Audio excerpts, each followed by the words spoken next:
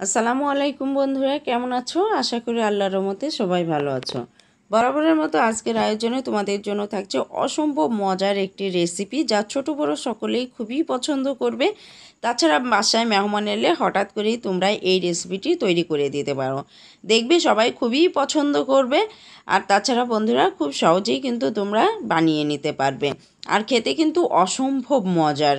তোমরা অবাক হয়ে যাবে, যদি বাড়িতে একটা ডিম এবং 2-3টে টমেটো থাকলে এই রেসিপিটা খুব সহজেই তৈরি করে নিতে পারো।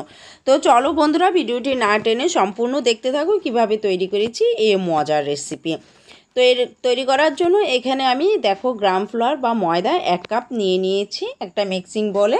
তারপর লবণ নিয়েছি 1.5 চা চামচ পরিমাণ, দিয়ে দিচ্ছি এখানে রসুনের গুঁড়া আধা চা চামচ পরিমাণ, দিয়ে দিয়েছি এখানে আদার গুঁড়া আধা চা চামচ পরিমাণ, চাট মশলা দিয়েছি 1 চা চামচ পরিমাণ, আর এখানে পাঁচফোড়নের গুঁড়া দিয়ে দিয়েছি 1 চা চামচ পরিমাণ, দিয়ে দিয়েছি হলুদ 1/4 চা চামচ পরিমাণ, আর দিয়ে দিচ্ছি এখানে বেকিং সোডা 1/4 টিস্পুন বা 1/4 চা চামচ পরিমাণ। সমস্ত উপকরণগুলো একসাথে ভালোভাবে আগে মিশিয়ে নিচ্ছি। তারপর পানি দিয়ে একটা ব্যাটার তৈরি করে নেব। তো অল্প অল্প করে অবশ্যই পানি দিয়ে নেবে, আর পরিমাণটা তোমরা অবশ্যই দেখে নেবে যে কতটুকু পরিমাণ লাগবে। এখানে কিন্তু আমার 1 কাপের চেয়ে একটু বেশি লেগেছে পানি। অল্প অল্প করে দিতে হবে, আর অল্প অল্প করেই নাড়াচাড়া করতে হবে। আর তাছাড়া বেসনে একটু পানি বেশিই লাগে। তো দেখো ব্যাটারটা আমি একটু ঘন করেই তৈরি করেছি। আর চামচের উল্টা পিঠে যখনই দেখবে যে এভাবে লাগানোর পর একদম লেগে আছে, তখনই বুঝতে হবে যে ব্যাটারটা একদম পারফেক্ট হয়েছে। তারপর দেখো আমি 3টা টমেটো নিয়ে নিয়েছি, একদম সুন্দর পাকা টমেটো, আর টমেটোগুলো একটু টক টমেটো হলে খেতে কিন্তু বেশি ভালো লাগে। তারপর টমেটোগুলো একদম স্লাইস করে কেটে নেব পাতলা পাতলা করে। তো মুখের অংশ আর পিছনের অংশটা একটু আলাদা করে নেব, আর মাঝের অংশগুলো দিয়েই আমরা ঠিক এই স্ন্যাক্সটা তৈরি করে নেব। তো দেখতেই পাচ্ছ এভাবে কিন্তু আমি কেটে নিয়েছি, আর মাঝে যে বীজের অংশটা আছে সেই বীজের অংশটাকে কেটে বাদ দিয়ে দেব। তো দেখো খুব সুন্দরভাবে তোমরা কেটে নিতে পারো, একটা চাকু দিয়ে সুন্দরভাবে 4-5টা এভাবে কেটে দেখো সুন্দরভাবে সবগুলো বিচি আলাদা করে নিলাম। এরপর বিচিগুলো কাজ আছে, বিচিগুলো সম্পূর্ণ কাজ নেই, জাস্ট অল্প কিছু 1 টেবিল চামচ পরিমাণ বিচিগুলো আমরা কুচি কুচি করে নেব। তো দেখো খুব সুন্দরভাবে একদম কুচি কুচি করে নিলাম। নেওয়ার পরে দেখতেই পাচ্ছ আরও কিছু কাজ আছে, সেটা হচ্ছে একটা পাত্রে আমি কিছু পেঁয়াজ নিয়ে নিয়েছি।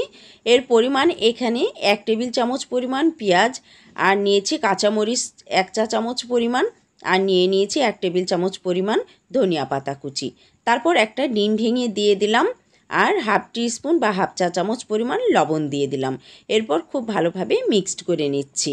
তারপর যে টমেটো কুচিগুলো 1 টেবিল চামচ নিয়েছিলাম সেটাও কুচি কুচি করে এটাও মিশিয়ে নিচ্ছি। তো দেখো একদম মিক্সড হয়ে গেল। এরপর একটা পাত্রে আমি নিয়ে নিচ্ছি 2 টেবিল চামচ পরিমাণ তেল।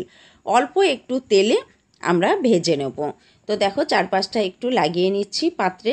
তারপর যে টমেটোগুলো আমরা কুচি কুচি করেছিলাম সেই টমেটোগুলো সুন্দরভাবে বসিয়ে দিচ্ছি। তো দেখো তারপর যে ডিমের গুলাগুলো আমরা তৈরি করেছিলাম সেই গুলাগুলো কিন্তু আমরা টমেটোর মাঝখানে দিয়ে দেবো।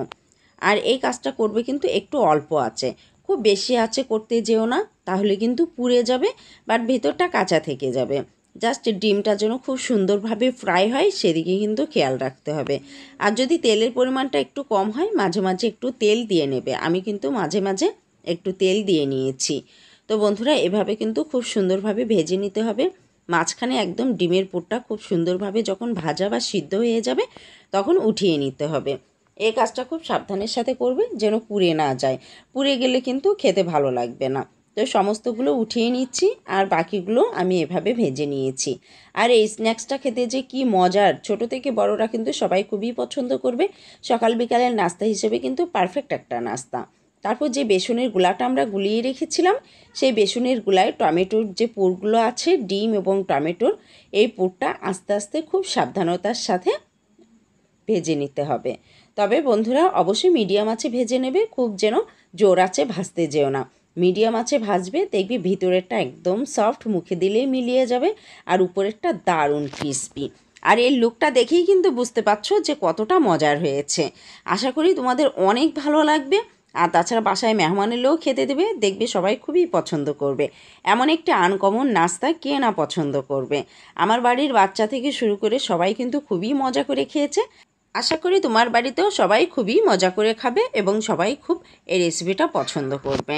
তো বন্ধুরা, যদি ভিডিওটি ভালো লেগে থাকে তাহলে একটি লাইক, কমেন্ট, শেয়ার আশা করছি। আর নতুন হিসেবে আমাকে অবশ্যই উৎসাহিত করতে চ্যানেলটিকে সাবস্ক্রাইব করে পাশে থাকা বেল বাটনটি বাজিয়ে দিও। যখনই আমি নতুন কোনো ভিডিও আপলোড দেবো সর্বপ্রথম নোটিফিকেশন পেয়ে যাবে। আর যারা আমার চ্যানেলটিকে সাবস্ক্রাইব করেছো তাদের অসংখ্য ধন্যবাদ।